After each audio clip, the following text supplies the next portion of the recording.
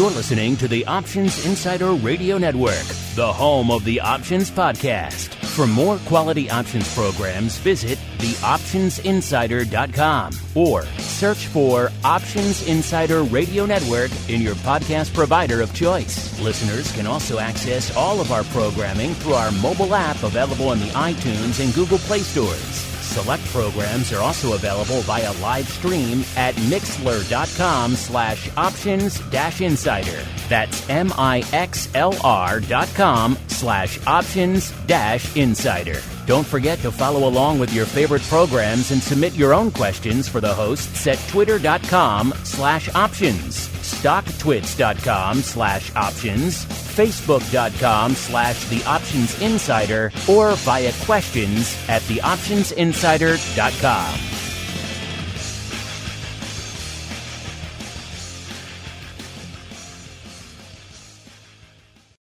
This is the Options Industry Council's Wide World of Options. Before we start today's show, investors should know that options involve risk and are not suitable for all investors. You should not enter into an options transaction until you have read and understood the risk disclosure document, characteristics and risks of standardized options. This brochure is available by visiting www.optionseducation.org or by calling 1-888-OPTIONS. OIC makes no recommendation with respect to any financial firm. OIC does not make any warranty as to the accuracy, usefulness, timeliness, or the continued availability or existence of information created or maintained by others. Multiple leg strategies involve multiple commission charges. Opinions and strategies expressed by others are not necessarily those of OIC, nor does OIC endorse, warrant, or guarantee products, services, or information described or offered by such firms. Commissions, fees, margins, interest, and taxes have not been included in any of the examples used in this show. These costs impact the outcome of all stock and options transactions. Consult your tax advisor about any potential consequences. None of the information presented in this show should be construed as a recommendation to buy or sell securities or to provide investment advice. Welcome to the Options Industry Council's Wide World of Options. OIC was created in 1992 to educate investors and their financial advisors about the benefits and risks of exchange-traded equity options, and the Wide World of Options radio show is one of the ways the message is spread. OIC also offers a variety of other resources to those interested in learning more about options, including webinars, podcasts, and live events. For more information, check out www.optionseducation.org. Now, here's your host, OIC's Director of Retail Education, Ed Modla.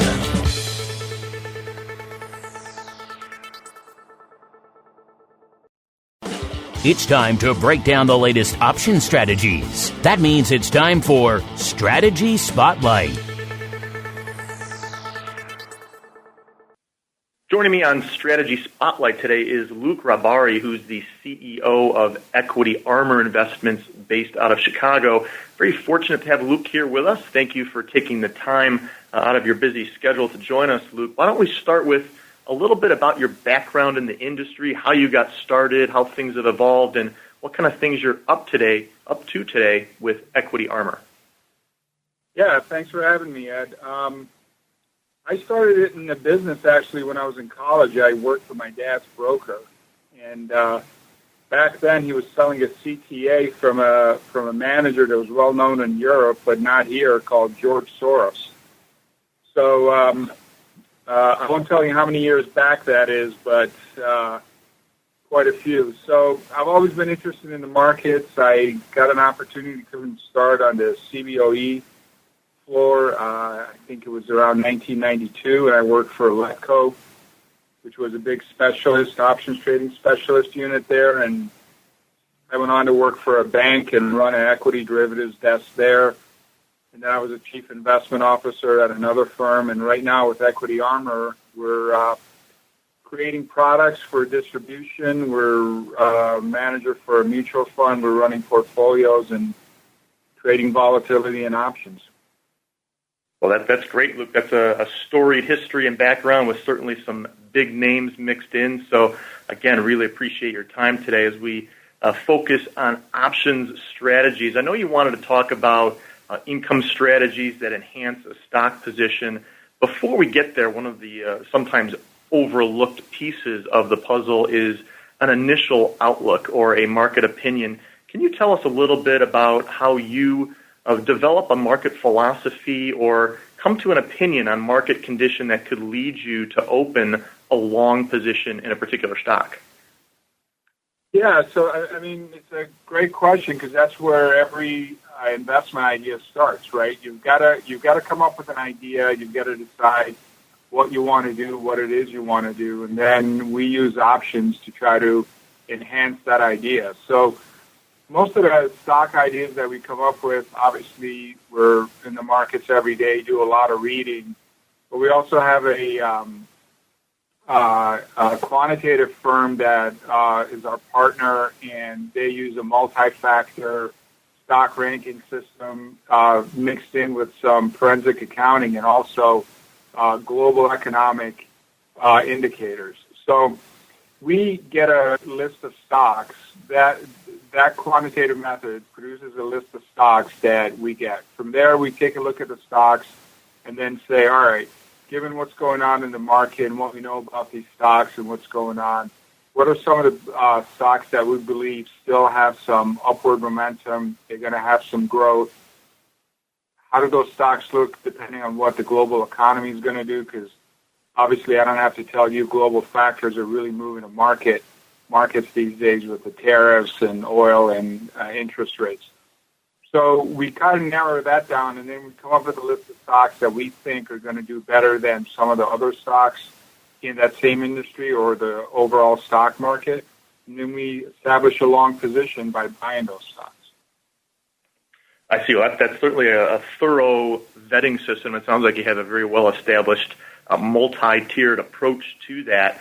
Now that you have the market opinion and you've selected some stocks, and of course we have to translate that into a trade. So let's say you have the bullish outlook in place for staying on the long side of the market for this discussion. What is the initial position that you most prefer to open? Right. So, going back a little bit to the previous questions about income generation as well, with the current market conditions, what we like to do is we like to be long stocks. So we buy a stock and then we sell an out-of-the-money call on it. And this does a couple of things. Number one, if you're going to trade stocks or options or anything else, commodities, you have to be disciplined. And it's difficult for the average investor, myself, whomever, to stay disciplined with all the news coming at you and all the ups and downs from minute to minute. What selling an out-of-the-money call does is it helps you stay disciplined, because I just described what we do to get into a long stock position. But when you get out, what is your price target? How long do you want to hold it for? If it gets to a certain price, do you want to sell out of it then? And if it does get there, do you have the discipline to say, hey, I made the money I wanted to make in the time period I wanted to make. I should be out of the stock now, right? So what selling the call does is we buy the stock, we immediately sell the call, and then that gives us discipline to say, let's say, for example, we buy stock at $100, and then we sell a out-of-the-money call, the 110 strike, 2 months out. If within those 2 months the stock goes to 110 or higher, we're probably going to get exercise in the call, but that's what we wanted anyway. That's what we thought our profit potential should be in that time period. And I didn't have to listen to a lot of news or get kind of thrown off by my game by a lot of noise. I stayed disciplined. I bought the stock. I said, if it gets to this point, I want to be out of it. I sell the call. If it goes through 110, I've sold the stock and I've made that money. If it doesn't, what it does for me is I bought the stock at 100 and I brought in some premium, let's say $10 for selling that 110 call. It lowers my money at risk. It lowers my break-even point. And it generates some income for me while I'm waiting for that stock to go higher, as I think it should. That's a lot of useful insight. You said a very key word there, discipline. It's very difficult oftentimes for investors to know when to get in, when to get out of trades, and what prices to use. And you're exactly right. options can help force that discipline on you, whether you're long or short, various strategies. They give you your entry and exit points, so options can be very useful in that regard. You mentioned when you were walking through some numbers, strike prices and stock prices. It brings up a question that I get very frequently regarding selecting those levels. Do you have a preferred approach when it comes to selecting strike prices and expiration dates and how you determine the details of the trade? Yeah, absolutely. So just as you make a decision of what stock you want to buy, selling or buying an option is the same decision. And again, just for the covered call position that we were talking about, you can use that simple example and say 110 strike, 10% higher within this period of time. But we go a little deeper before we sell a call.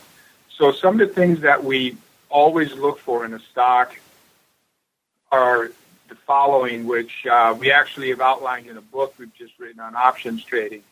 But these are the important things that you need to know. First of all, you need to know if the stock pays a dividend. Okay? You don't want to be out of that stock. If the dividend is being paid in the next couple of weeks, you want to be the owner of that stock, or in the next month, you want to be the owner of record of that stock to be able to collect that dividend, right? You want to know when the earnings date on that stock is. Is there a big earnings event coming up in the stock where maybe you shouldn't even be in the stock, or if you think you're positive, you want to pick a different strike, or maybe you don't want to sell a call, maybe you want to buy and put to be more hedged. But it's important to know if the stock pays a dividend. It's important to know if the stock has got earnings coming up, because there's going to be a big move in that stock. It's important to know what ETFs this stock is in, and if it's included in these big ETFs. And you want to know some of the other companies that are involved in the same business as the company that you're invested in. You want to know what their earnings dates are. Those are some of the things we use also with our price targets of how far we think the stock can go before it becomes overvalued, or if it changes our fundamental outlook on that stock. So if the stock is a good buy at 100, and maybe the PE ratio is starting to push it at 110, I'll sell the 110 strike.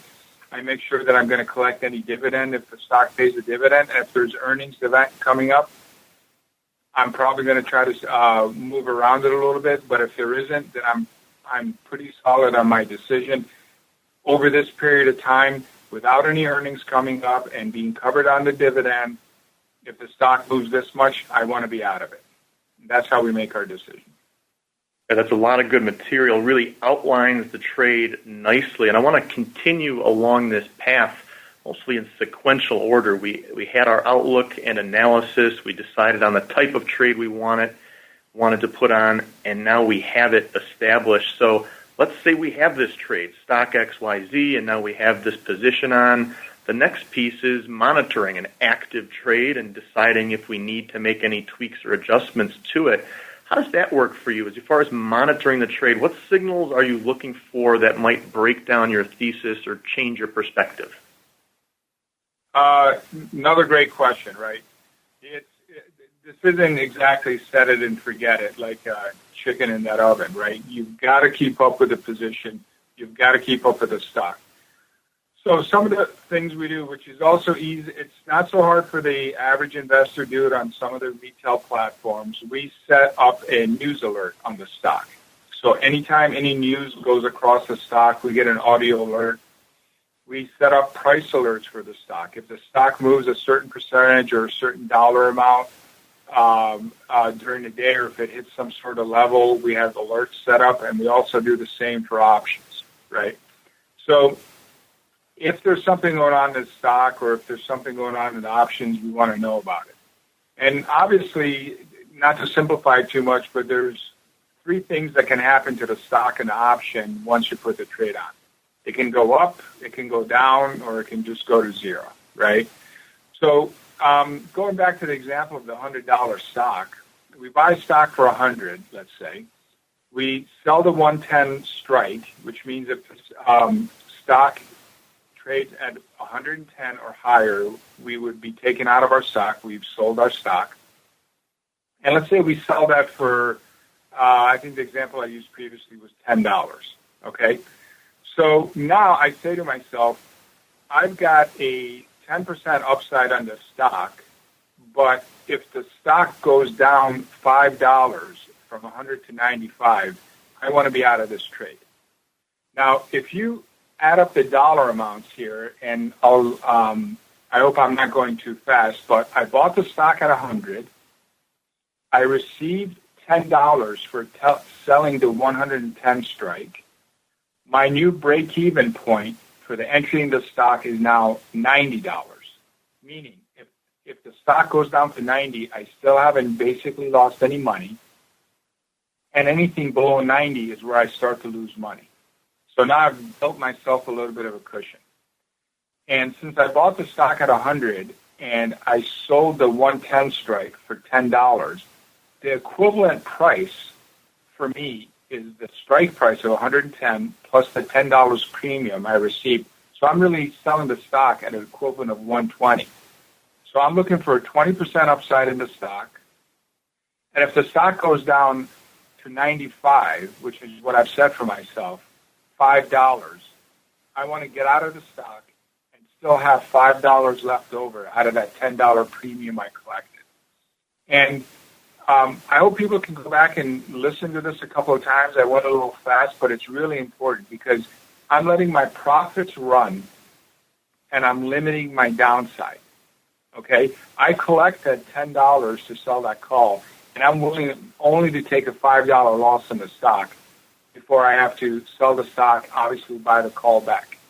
But there's been numerous studies done over the years about how average people tend to trade stocks or tend to trade assets, and over 90% of the time, the average person lets the losses go on for much longer than they let profits go on for.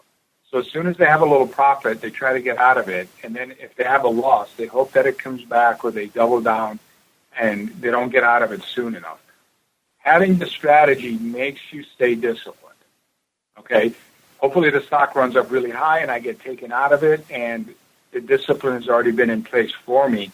But before you go in, have these numbers in your head. How much pain can you take? How much profit are you looking for?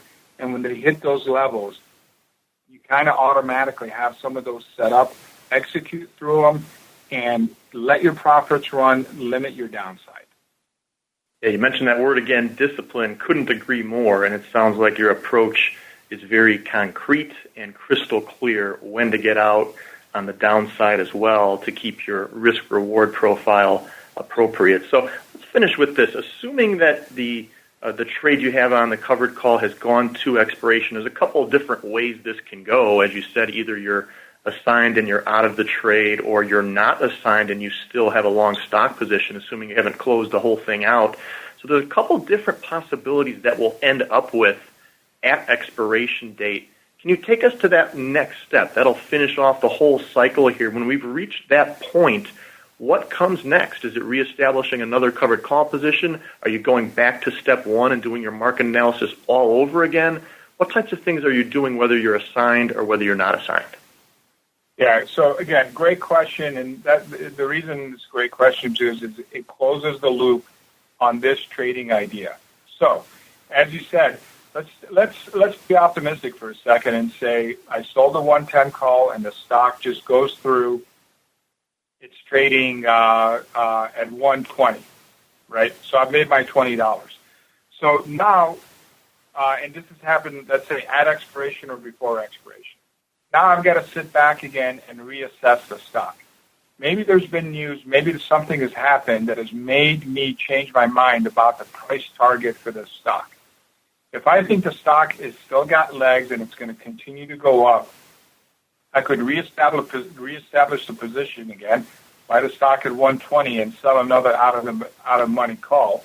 Or one of the strategies we use for customers is we'll now sell, and this is on the different side, we'll sell the 120 put. Okay? So remember, I bought the stock at 100. I basically got out at 120, and now I think 120 might be another good re-entry point for me, but maybe I'm not sure. So I'll sell that put, collecting maybe $5, right? Meaning that if the stock comes lower, I basically bought the stock for about 115, right? 120 minus the $5 premium I bought. That's my new break even on the stock. And if the stock goes higher, maybe I never get exercised on the put, but I collected the $5. And now that's just adding to my profits. And maybe a month from now, the stock is still at 120. I still think it's a good entry point, and I sell another put, right? So again, creating income off a position.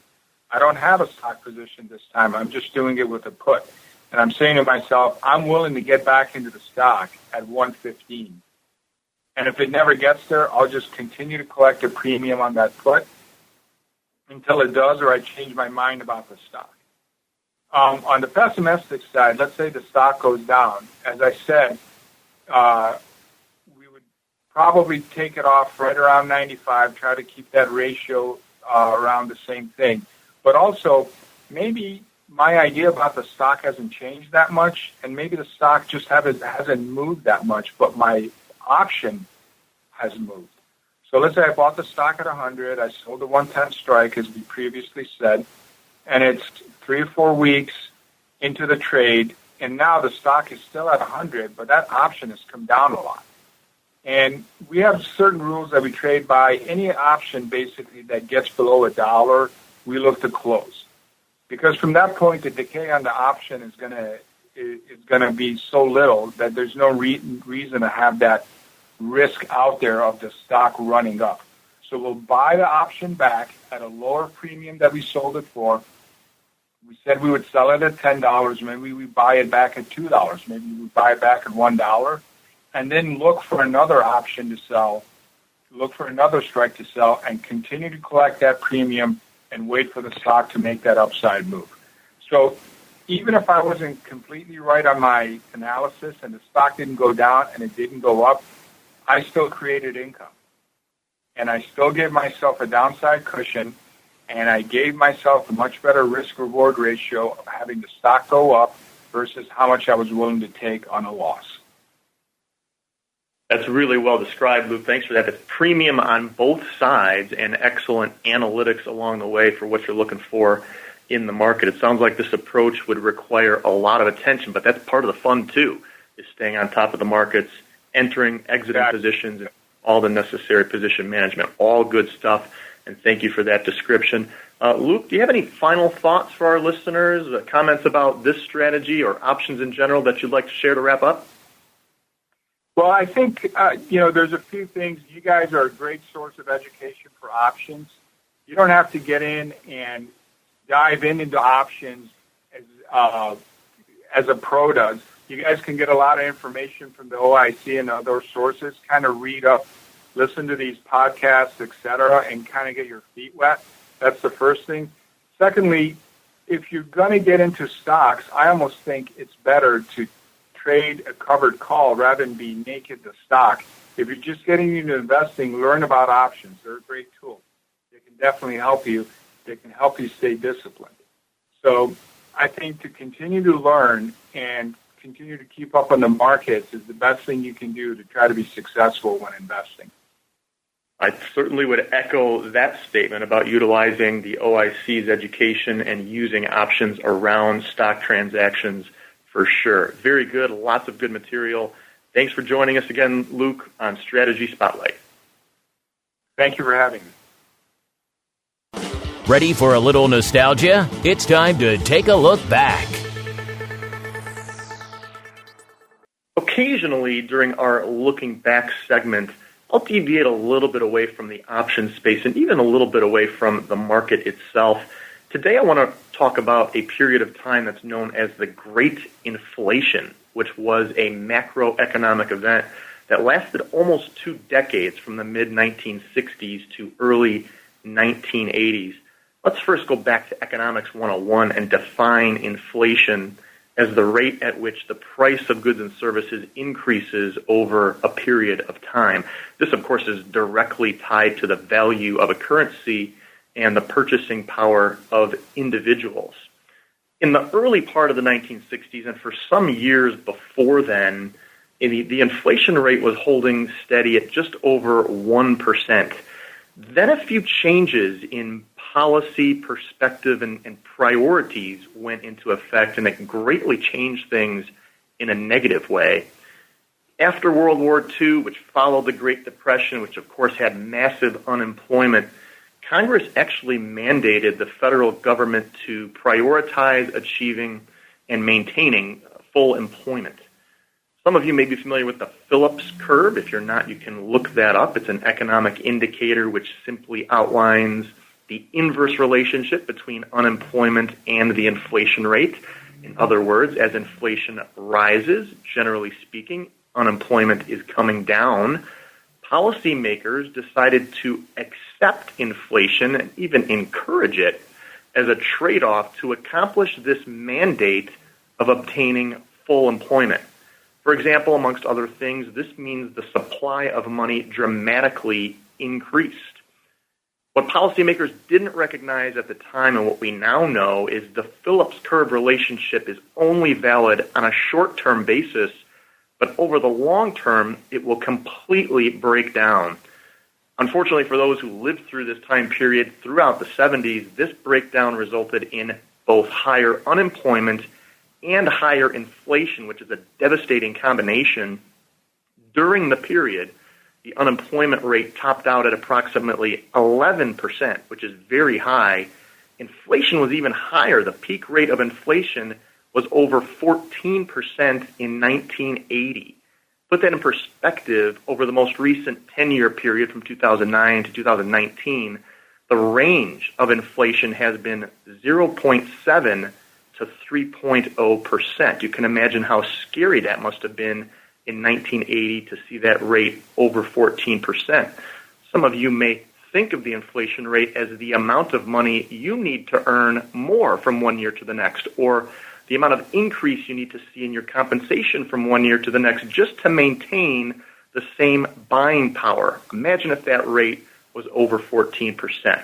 When we got into the 80s, new leadership at the Fed took over and reflected on these mistakes and effectively reversed the priorities, focusing on exactly the opposite than was previously in place in the 1960s. In other words, policies were implemented to bring inflation down while accepting short-term spikes in unemployment. This tactic worked quickly, and within a few years, both inflation and unemployment had settled down. Inflation steadily decreased. Unemployment had quite a bit of movement and fluctuation up and down, but that was tolerated, and inflation eventually settled around 3.5% for most of the rest of the decade, and it's been under control for the most part ever since. It's a fascinating story, and there's a great article online if you're interested in reading more about this situation. An article called The Great Inflation can be found online at the Federal Reserve History website, www.federalreservehistory.org. And that's today's Looking Back. Next, let's upgrade your options toolbox with cutting-edge trading platforms, devices, and information. Let's talk about tools, resources, and good reads. On occasion, a source of confusion for options investors can be the treatment of options after a corporate action, such as a stock split or a spin-off, merger, bankruptcy, and a host of other possible corporate actions. There's a tool on the OCC's website which provides details and insight into what happens to option contracts in these circumstances. It's the OCC Information Memos tool located on the OCC website. That's www.theocc.com in the market data section. These corporate actions are common in the marketplace in general, but for each investor, you will likely only deal with them on a very infrequent basis, so you might not be too familiar with what happens to the option. In the market data section, you'll find details such as changes in symbol, deliverable, possibly changes to the multiplier of a contract, or what exchange, or whether it's being delisted, or whether it's gone off the national stock exchanges. All details within the stock itself, the corporate action, and changes to the option contract will be outlined. You can research these memos by keyword if you're looking for a particular type of corporate action, ticker symbol, or by date range. If you are looking into this and you have questions, the OCC also provides a professional service. The investor services team will be able to help you identify and interpret these memos. You can send them email questions at options@theocc.com. That's the OCC information memos on the OCC website. Related to that, sticking with the theme of corporate actions, is a very good resource on the SEC's website. This is SEC's EDGAR system. EDGAR is an acronym. It stands for Electronic Data Gathering, Analysis, and Retrieval. First, the official description from the SEC website, quote, its primary purpose is to increase the efficiency and fairness of the securities market for the benefit of investors, corporations, and the economy by accelerating the receipt, acceptance, dissemination, and analysis of time-sensitive corporate information filed with the agency, end quote. Essentially, this is an electronic filing system used by the financial industry and investors to confirm or research details from forms which are submitted by companies to the SEC. For example, it might be helpful to know when an upcoming dividend is going to be paid, how much that dividend is going to be, or possibly a merger situation. What are shareholders going to receive? How many shares? Maybe they're getting cash. What's the effective date? There's all sorts of reasons why you might want to research SEC EDGAR. The forms can look a little bit complex, but they're fairly easy to read, and it's a very good resource. For a good read, I chose Introduction to Futures and Options by John Hull. This is a book that was originally published in 1991. It's very popular amongst educators for students who would prefer limited mathematics and more emphasis on conceptual learning. As you look at the outline, it starts with the more straightforward futures markets, and then it's followed by basic level options instruction, including an overview of price modeling, options on various products, not just equities, but indices, currencies, and futures. And there's also plenty of advanced concepts such as Greeks and volatility smiles. That's Introduction to Futures and Options by John Hull. That's today's tools, resources, and good reads. We love connecting with our listeners. With that in mind, let's take a moment to answer a few questions on OIC's Wide World of Options Q&A segment. I always look forward to our Industry Happenings section where we get to communicate with our listeners. I have a couple very good questions today. First from John S., who asks, by rolling a covered call, is a loss incurred? I get a lot of questions about rolling positions, and frequently the context is around avoiding or delaying a loss on a position. I don't really view it that way. Rolling is when an investor closes an open position, possibly at a loss, and then opens up a new position in effort to make that money back. This isn't really delaying or avoiding a loss at all, but rather establishing a new position with a slightly different risk profile. When you're doing this kind of position management, I always want to caution investors to make sure the resulting position is still consistent with your market outlook. Don't be too concerned with not wanting to take a loss. I completely understand the most difficult trade to make is closing out a losing position. No one wants to do it. Sometimes it is wise to adjust and keep the trade going. Sometimes it's best just to get out of a bad trade.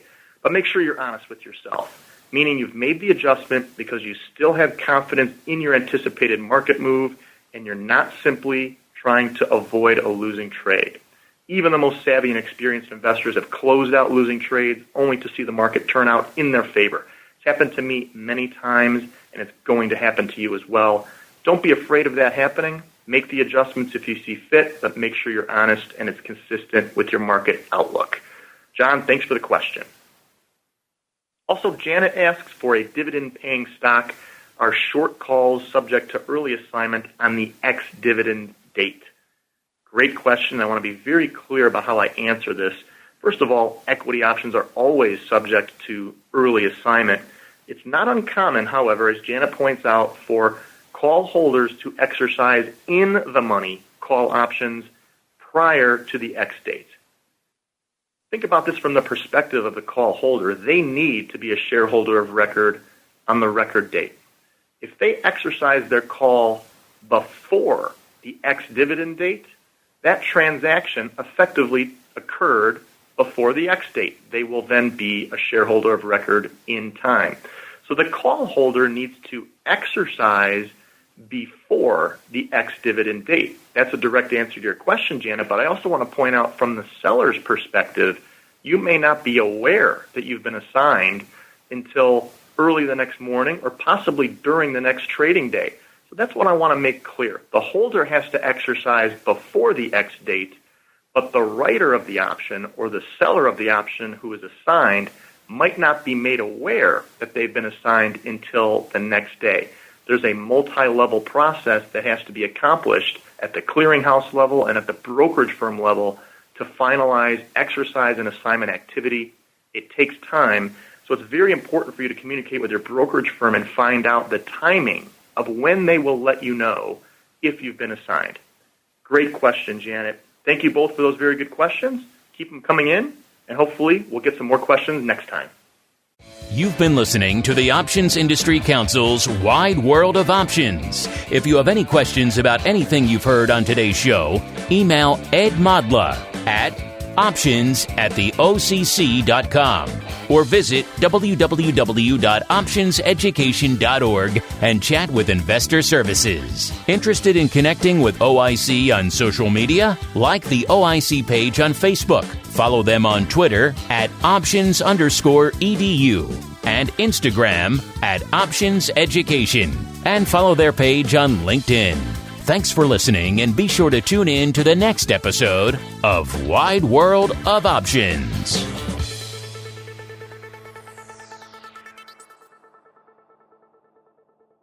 You're listening to the Options Insider Radio Network, the home of the Options Podcast. For more quality options programs, visit theoptionsinsider.com or search for Options Insider Radio Network in your podcast provider of choice. Listeners can also access all of our programming through our mobile app available in the iTunes and Google Play stores. Select programs are also available via live stream at mixlr.com/options-insider. That's mixlr.com/options-insider. Don't forget to follow along with your favorite programs and submit your own questions for the hosts at twitter.com/options, stocktwits.com/options, facebook.com/theoptionsinsider, or via questions@theoptionsinsider.com.